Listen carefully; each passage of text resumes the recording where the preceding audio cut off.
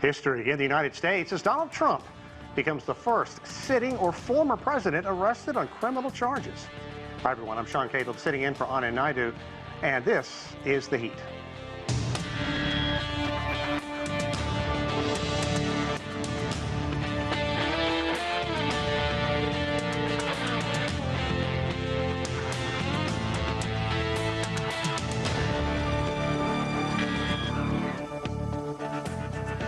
Welcome everyone. Donald Trump pleading not guilty in New York today to 34 felony charges of falsifying business records stemming from hush money payments to two women leading up to the 2016 U.S. presidential election.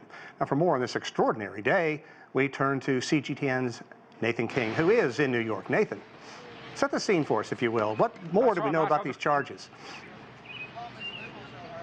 Thanks, Sean. Yeah, I'm outside the courtroom. I think the Daily News headline was pretty good this morning, don't you?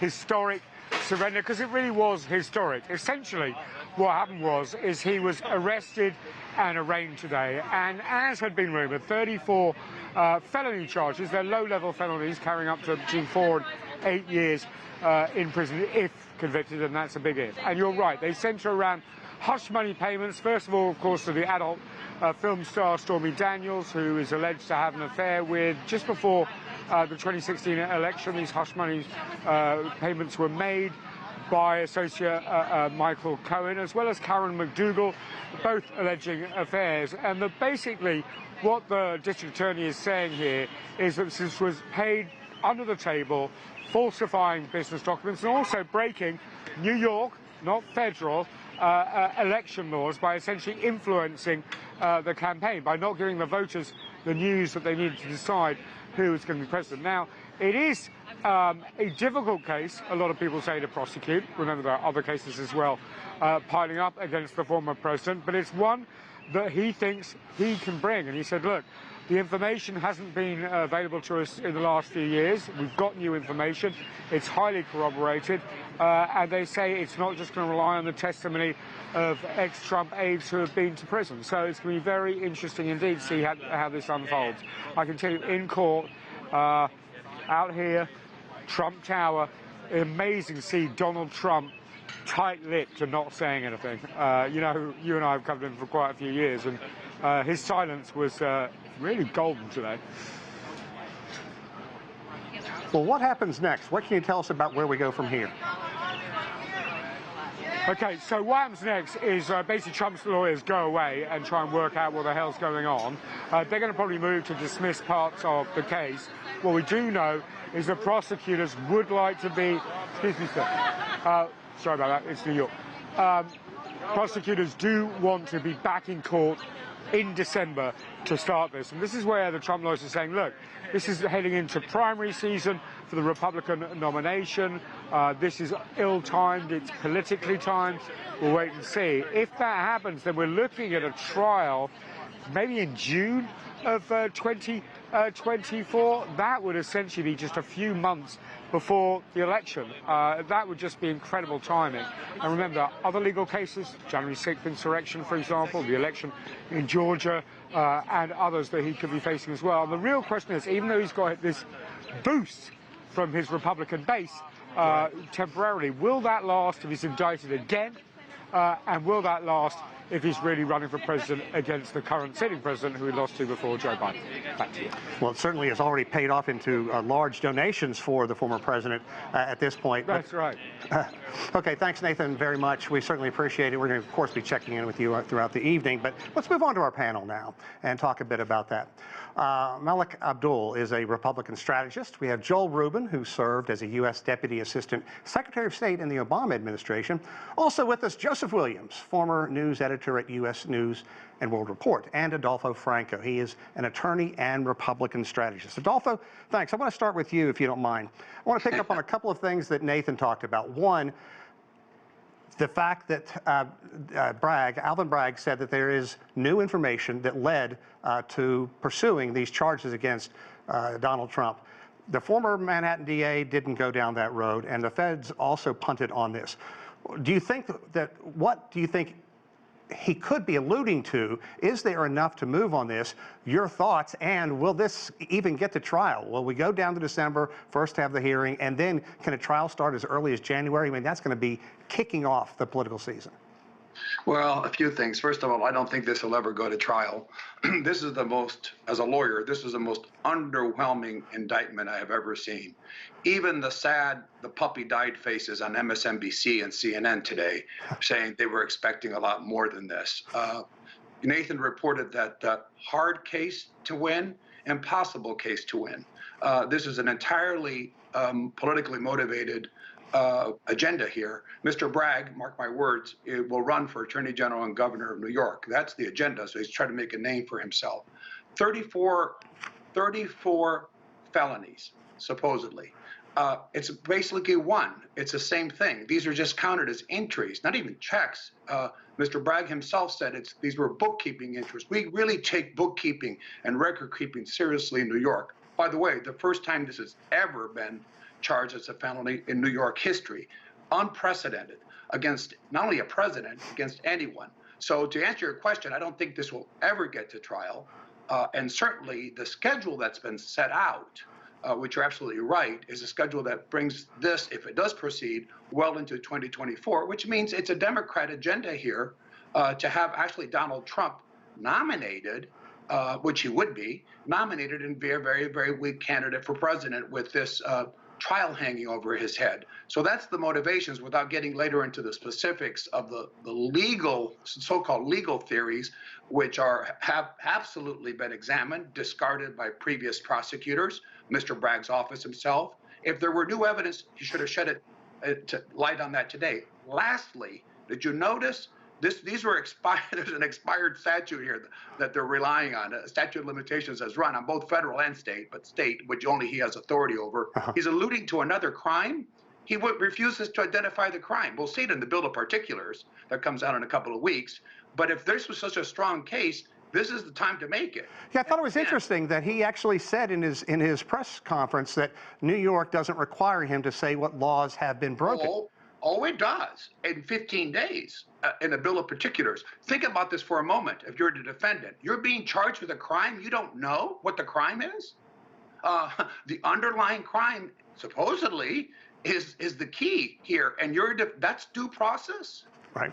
The due process has been violated here, but no, under New York law, he will have to bring forward a bill of particulars. If not, you can't have a defense. Your due process has been defined. Of course, for those, including some of them on this program, I'm sure, that want to just crucify Donald Trump without due process, I guess that doesn't matter. But it does matter to the American people. And in a case of this gravity and importance, it was incumbent about the prosecutor to be as precise as possible in his press conference and in the indictment itself.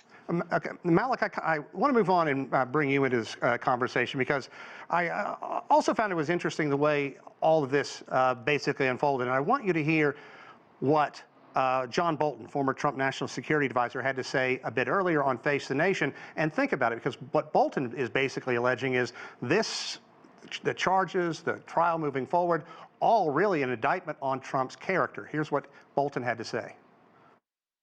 I think it's important to stress that in this case that involves hush money to a porn star to cover up an affair that later involves cooking his company's books, you have not heard a single Trump defender stand up and say, oh, that's not the Donald Trump I know. And it goes to the question of character and fitness for the presidency. And to my mind, there is a kind of rough justice here, because it's deeply ironic that a person who spent a good part of his 4 years in the White House trying to weaponize the Justice Department against his political enemies is now saying he's the victim of persecution. It's sort of what comes around goes around. Melik, your thoughts on that? Yeah, I think it's a bit of doublespeak that people have been engaging in, because it's very possible to have very strong dislike of Donald Trump, but also look at the facts of this case as has been laid out. the notion that somehow this is part of, expected maybe because of Donald Trump's character. A very similar case was actually tried against John Edwards. I don't know if we would say that that was a character issue of former Senator John Edwards, who also was a vice presidential candidate, where I don't believe John Edwards, as far as I remember, I don't believe that John Edwards was ever sent to jail for payments that he ended up making to his then mistress, Riel Hunter. I believe that's what her name was. So I expect that other people will, I've actually heard, not just Bolton himself, I've heard other people make the similar case. But as far as the Republicans or the conservative side is concerned, we're pretty much united on this idea that this is definitely a weaponization against Donald Trump. But it's consistent with what we've seen with Donald Trump starting back in 2016 with the Russia collusion investigation. We've had impeachment investigations. So for us, it really is a continuation of what we've been seeing since Donald Trump. Well, at first, for someone who was beloved in the community, he ended up, once he started running for president, becoming a pariah. Right. So since then, we've seen these type of attacks on Donald Trump, and I just expect them to continue. Okay, I want to bring Joel in. I have a monitor here where I can see all four of our guests, and I can see Joel ready to jump out of his shoes at time. Now let's pick up on what Melik just said, that Trump was beloved in many or most circles. Firstly, your thoughts on that, and secondly, about these historic events unfolding today. Well, I'm not sure he's even beloved by his family. They didn't show up today to defend him in court. And look, let's be honest right now. He knew he was going to lose in 2016, and so he cheated. He paid hush money to cover up his affair with the porn star. He cooked the books in order to try to hide evidence. He did it multiple times over multiple months, over years, essentially. And now he was caught. And that's the truth. A grand jury of regular Americans decided that he needed to be indicted. This is not some Democratic appointee lone ranger who just does it on his own. This is a person who was duly elected in a state that has, yes, Republican voters, and he is doing his job, and the people who are on the grand jury agreed indictment. And so let's see if Donald Trump can explain away this one. He has, and I agree with my colleagues here, he has been watched closely for good reason, right? Because he has a track record of cheating and a track record of misrepresentations. And on this one, he was caught cooking the books. Two of his closest associates, by the way, should also add, have gone to prison for this.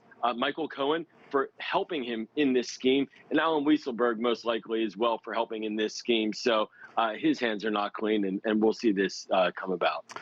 Joseph, let's talk about these charges. As our guests have already said, a lot of redundancy. One thing that I've heard a lot from attorneys today, this is called stacking, when you basically just keep putting charges on top of each other. And there's also this term out there, catch and kill, that's been thrown around.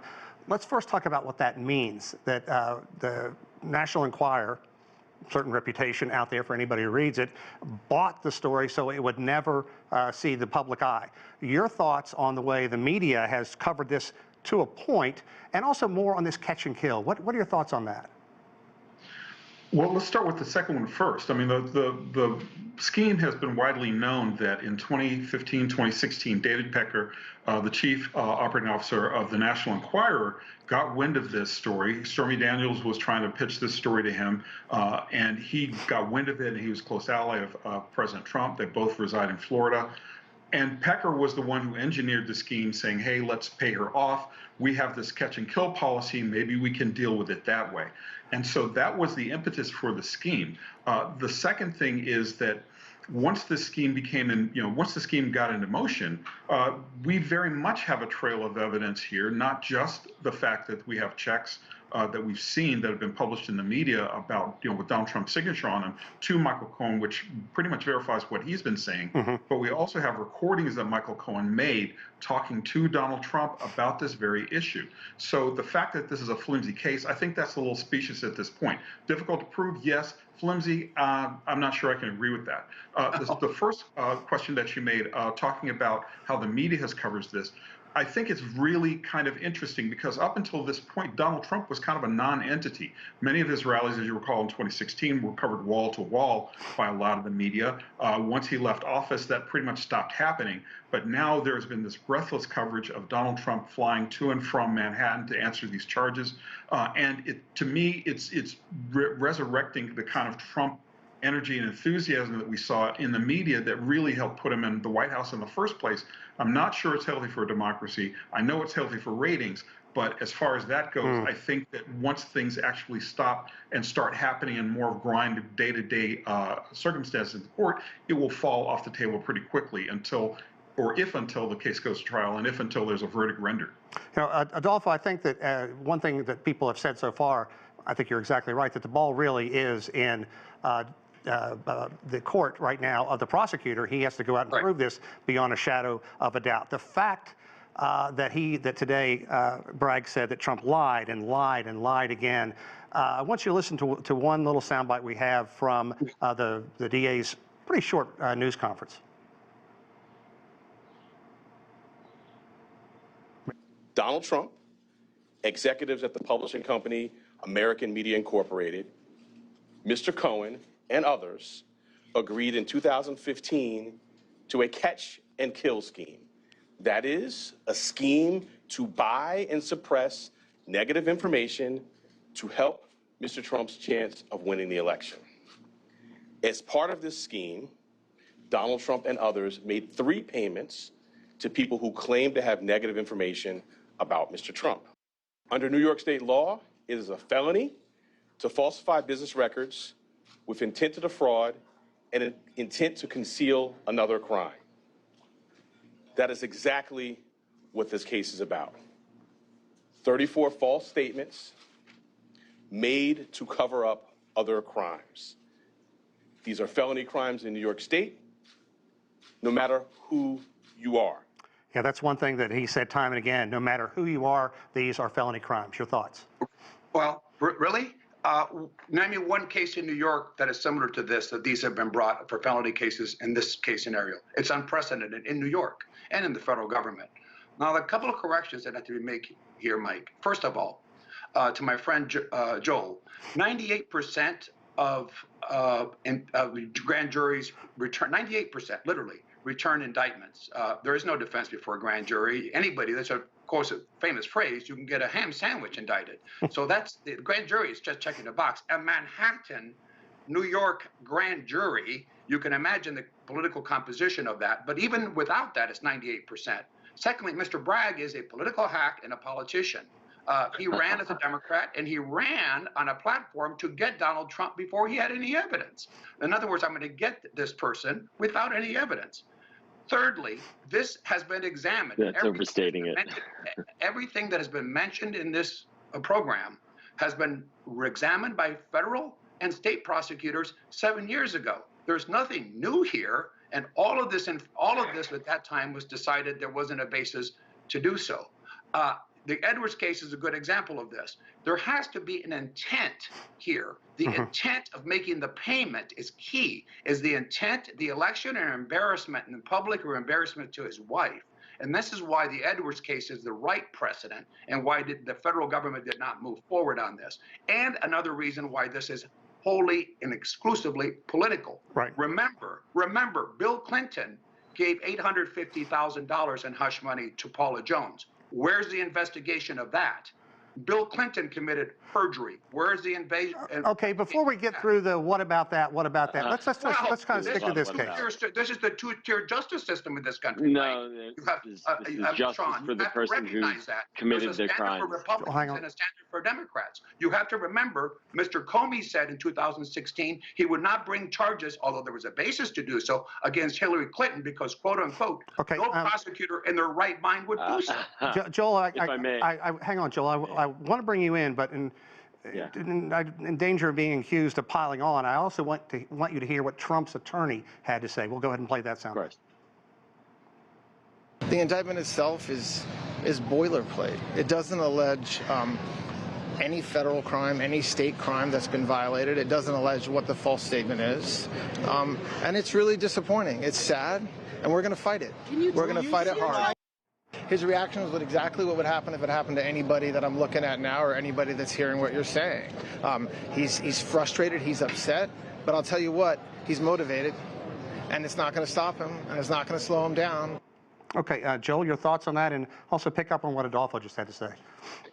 Yeah, no, look, of course Donald Trump's frustrated. I'd be frustrated too if I tried to cover up an illegal scheme and then cook my books to try to prevent anyone from finding it. And I got caught. I mean, this is a man who's spent decades avoiding any accountability for his actions. And, you know, the continual gaslighting is a nice word I like to use of what about this? What about that? That's all noise. Let's just get to the facts. Hang on, Adolfo. Let him finish. The facts are, Adolfo, the facts are a grand jury decided to indict. The facts are there are 34 charges. And the facts are that Donald Trump has 2 of his associates in prison because of abetting this type of criminal behavior. And I have to also say, I think it's very important to point out, this is not political. This is what we call policy and legal process. Well, this is called prosecutorial abuse. Okay, Melik, I want to pick up on what Joel was just talking about there a second ago about legal process and rule of law. It's not rule of necessarily law by a political the Trump world, but it is legal process and rule of law is something that Donald Trump tried to abuse throughout his presidency, including when he ran in 2016. And I guess there's a bit of tasty irony in that. Okay, Joseph, hang on, gentlemen. Let's bring Joseph in. He's been sitting there very quietly. Let's talk just a bit about where we are right now and what Joel points out. There are 2 people who have been in Trump's orbit for a long, long time who did face legal repercussions for their actions in this. Michael Cohen, who I think anybody would say has a bit of a credibility problem being one of the people testifying, and then secondly, also Alan Weisselberger. These people who have faced punishment, they probably don't have a lot of reason to go to Trump's defense right now. What could this do to Trump moving forward if this case does go to court and these people are called to testify? Well, I think 2 things. I mean, the first is I'm an old-time court reporter. I covered courts back in the 80s and early 90s, and you always had a credibility problem when you had we used to call them jailhouse snitches, come in and testify on behalf of the prosecution in a major case. This is slightly different than that, mainly because Michael Cohen pleaded not guilty, got convicted, and now is being called upon to be a defense witness when there's really nothing for him to gain from this other than telling the truth. So their motivation could be a liability for him there, mainly because if he is telling the truth, the defense could say, well, he's enacting revenge or he's getting his pound of flesh, whatever. But basically, there is a problem with the credibility here. However, I'll point to, again, we do have checks. We do have a trail of evidence that kind of points to what Michael Cohen is saying is the truth.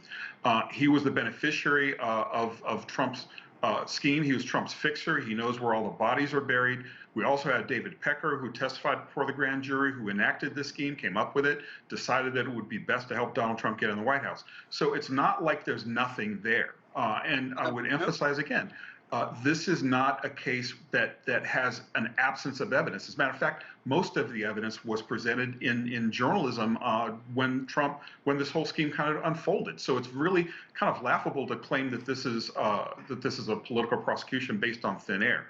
Secondly, he's going to have a problem. The prosecution is going to have a problem. With a couple of other defense witnesses. Weisselberg probably, given his stance, probably will not testify against, quote unquote, the boss, as he called him.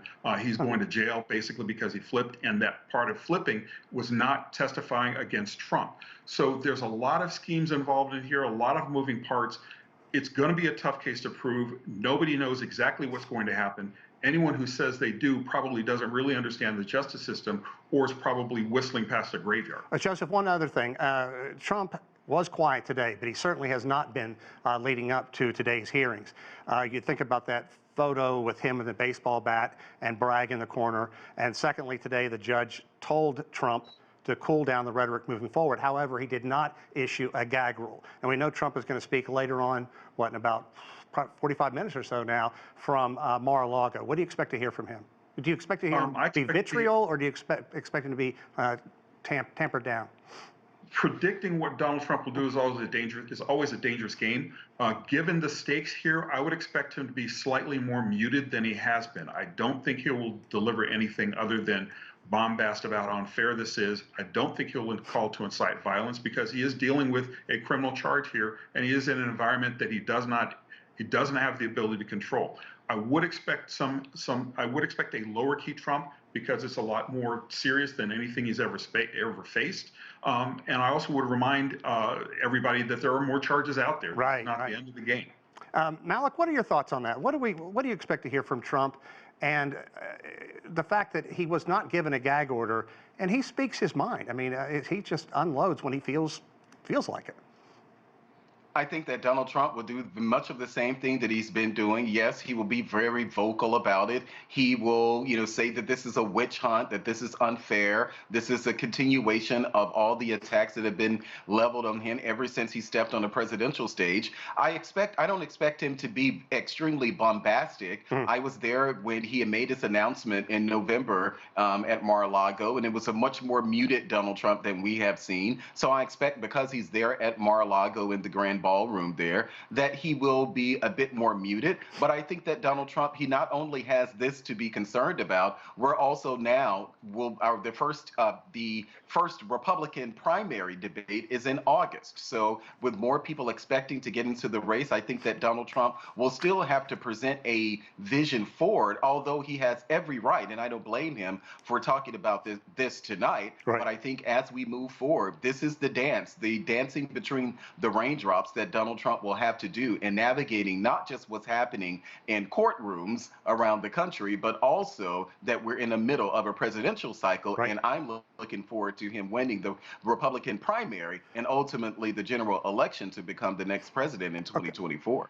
Adolfo, we're kind of tight on time. If you can keep this one short, is this a preview of what we're going to be seeing for the next 18 months? Trump being dragged into court. Think about what's going on in Georgia, basically being investigated for trying to steal that vote, taking classified documents from the White House, and his potential role in the January 6th event, if you will. Your thoughts on moving forward? Oh, absolutely, this will be it, and certainly both sides, and certainly the media has an interest in it for ratings, and the Democrats, because they want Donald Trump to be the nominee. They'll think he'd be a wounded nominee. I will say this quickly to explain to Joseph political persecution. Everything he outlined has been looked at by federal and even Mr. Bragg's office, and by state and federal authorities, this is a rerun. It was decided this is almost double jeopardy, that there was no case to pursue. That is political persecution, when somebody runs on a campaign promise to get Donald Trump on a case that's been looked at and really dismissed from moving forward. That's the key. By the way, statute of limitations issues, which nobody has raised in this entire discussion. So of course this is ultimately political. The best words are your hero, Nancy Pelosi's words in a tweet. Donald Trump has to prove his innocence. Is that the standard of America today? Okay. That happens to be the Democrat standard, isn't it? Gentlemen, I'm sorry we are out of time. Joel, I'd love to give you a chance to respond. Drop me an email. I'd like to hear what you have to say about this. I want to thank you all. It's been an interesting discussion, and it certainly isn't going anywhere. So hopefully we'll have you back in the near future to discuss this some more. That's it for this edition of The Heat. I'm Sean Calebs in Washington, D.C. As always, thanks for watching, everyone.